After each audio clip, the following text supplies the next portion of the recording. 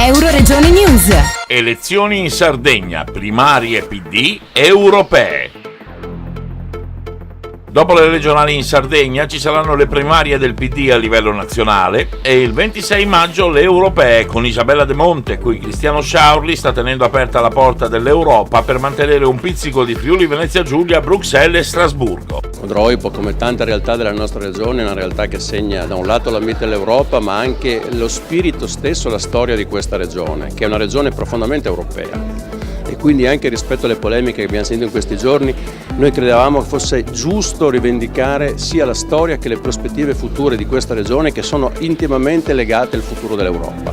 E ovviamente volevamo anche lanciare da subito la campagna elettorale per le europee. Probabilmente siamo la prima regione a farlo, ma convintamente, perché crediamo che sia la priorità assoluta, ancor prima del nostro congresso e delle nostre primarie, perché su questa sfida ci giochiamo un bivio, che è un bivio del Paese, ma è anche un bivio per la nostra regione. Noi non vogliamo diventare una residuale provincia del Veneto, vogliamo giocarci i temi della macro regione europea, vogliamo guardare a una Friuli che si sviluppa in Europa per infrastrutture, per portualità, per vocazione all'export. L'Europa per noi è la collocazione naturale, dobbiamo chiedere però un'Europa più forte, diversa, che si occupi più delle sorti dei cittadini che delle sorti dei bilanci, e volevamo farlo qui da Codroipe, partendo subito per primi, perché per noi questa è la priorità.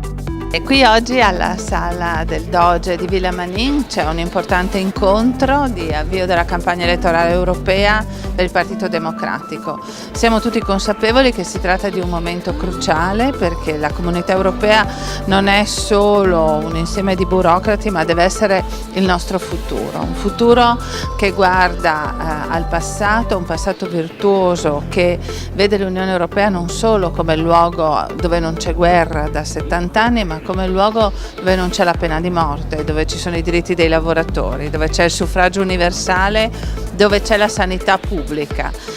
Non in tutto il mondo è così, e quindi questo elemento di grande qualità dei diritti deve renderci consapevoli che l'Europa deve evolversi, può evolversi, ma l'Europa è il nostro futuro, è il futuro di un'Italia al passo coi tempi, attenta ai propri cittadini. Questa è una giornata importante di lancio della candidatura, quindi partiamo da Codroipo ma con l'intento di andare lontano. Ecco, saranno 99 giorni davanti per poter spiegare ai cittadini che c'è un'Europa utile, giusta e solidale. Quindi oltre a me ci saranno gli interventi anche di alcuni esponenti della società civile, perché vogliamo insieme a loro costruire davvero un'Europa più forte, non distruggerla come vogliono altri soggetti politici, e quindi lo facciamo in maniera trasparente, devo dire anche con entusiasmo, perché è sempre bello fare una campagna elettorale, è sempre bello lavorare per un'Europa migliore. Allora, la squadra prima di tutto è quella del partito, è quella dei cittadini, di tutti i simpatizzanti, dei nostri iscritti. Ecco, io non sono sola in questa battaglia, e quindi quello che noi facciamo lo facciamo sempre collegialmente, quindi questa è la squadra, non c'è un io, non c'è una persona sola, bensì è un insieme di persone, devo dire, fantastiche, che anche in momenti in cui la politica non paga come partito, però c'è sempre la forza, e questo mi dà veramente il coraggio di andare avanti. Dal Medio Friuli per Euroregione News, Marco Mascioni. Euroregione News.